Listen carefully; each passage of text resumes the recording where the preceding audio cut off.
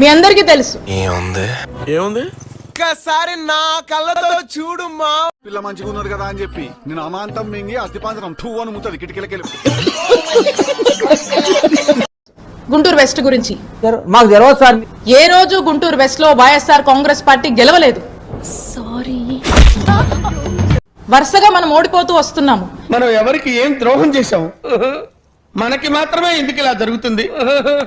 ఇక్కడ కూడా వరుసగా మనం ఓడిపోతూ వస్తే ఒక గెలుపు బావుటాన్ని మనం ఇక్కడ ఎగరేసాం. అక్కడ కూడా గుంటూరు వెస్ట్ ని ఎలాగైనా సరే పార్టీని స్ట్రెంగ్తన్ చేయాలి, అక్కడ కూడా మనం గెలుపు కైవసం చేసుకోవాలని ఒక ఆలోచనతో. అంతేనా గురువు గారు? అవును, నీ అంతే. మనసు మార్చుకోరా? పట్టుదలొస్తే డ్రైవరే మార్చుకోను. ఏదో మనసు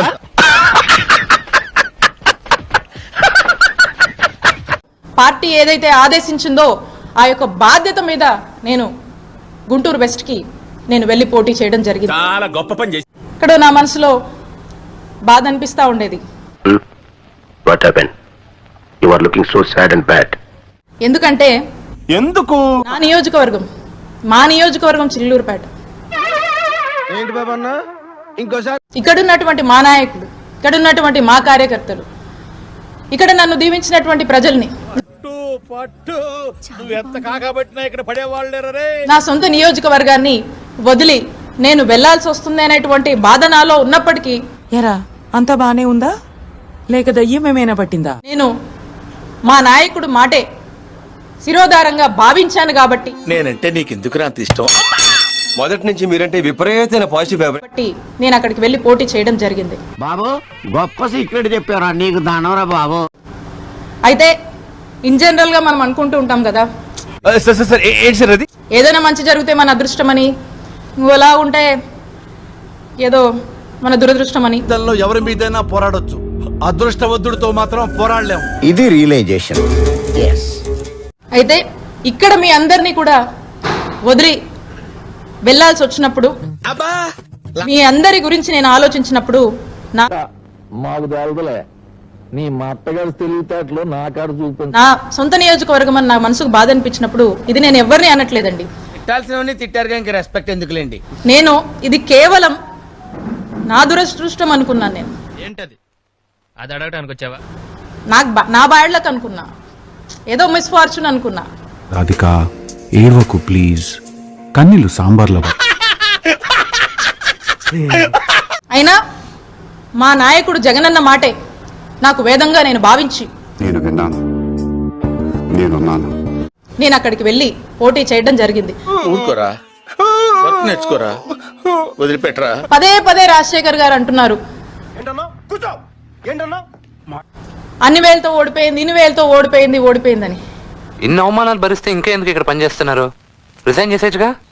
గెలుపోటముల గురించి మీరు మాట్లాడుతున్నారా రాజశేఖర్ గారు? చెప్పండి. చెప్పవే, నేను వింటాను కదా. ఓ చెప్పే. అయితే గెలుపు ఓటం అనేది సహజం. ఇలా ఏం చూసావా? నేను గర్వంగా చెప్తా ఉన్నా. జలుబు చేసినట్టుంది, విక్స్ తీసుకుంటారా? మేము 2019లో అధికారంలోకి వచ్చాక మంచి చేసి మేము ఓడిపోయాం. ఓహో, ఇప్పుడు అలా కూడా రాస్తున్నాను అన్నమాట. ప్రజలకు మంచి చేసి మేము ఓడిపోయాం. వింటానికి విల్లింగ్ గా ఉంటే శ్రీకృష్ణుడు భగవద్గీతలో అర్జునుడికి ఇంత చెప్పాడు. టెక్నికల్ గా మాట్లాడితే రకరకాల కారణాలు ఉన్నాయి. ఏదైనా ఒక విషయం సగం వింటానికి చిరాకు నాకు. రెండోసారి అదో ఇదో ఏదో అని మనం అనొచ్చు, బట్ అతను నా గురించే మాట్లాడుతున్నాడు. ఎవిడెన్సెస్ లేవు కాబట్టి నేను అది చెప్పలేను. కాబట్టి మంచి చేసి మేము ఓడిపోయామని మేము గర్వంగానే చెప్పుకుంటాం.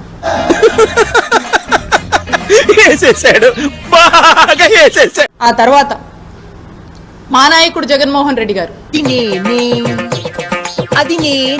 ఇలా మాట్లాడి మళ్ళా తిరిగి నా సొంత నియోజకవర్గానికి, అమ్మయ్య వచ్చావా, పెద్ద ముత్తైదు ఇంకా రాలేదేంటా అనుకున్నా.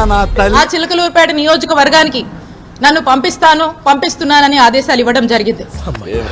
నేను మా నాయకుడు ఆ రోజు చెప్పిన మాట నేను కాదనలేదు, ఈ రోజు చెప్పినటువంటి మాటలకు కూడా కట్టుబడి నేను నా నియోజకవర్గానికి వస్తున్నందుకు నేను సంతోషించాను.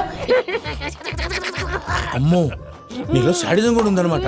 ఇక్కడ ప్రజలకి, ఇక్కడ ఉన్నటువంటి మా నాయకుల్ని, ఇక్కడ ఉన్నటువంటి మా కార్యకర్తల్ని రిప్రజెంట్ చేసినందుకు నాకు ఈ టార్చర్ ఏంట్రా?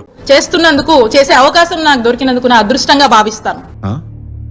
సరిపోయింది. మా నాయకుడు ఏం చెప్తే అది క్రమశిక్షణతో చేయడమే మాకు తెలుసు. అవన్నీ నమ్మే ఉంటే నీ ఫేస్ లాగే నువ్వు ఏదో కన్నాలేసుకు బతకాల్సి వస్తుందిరా. చూడటం కాదండి, మీరు చెయ్యాలంతే.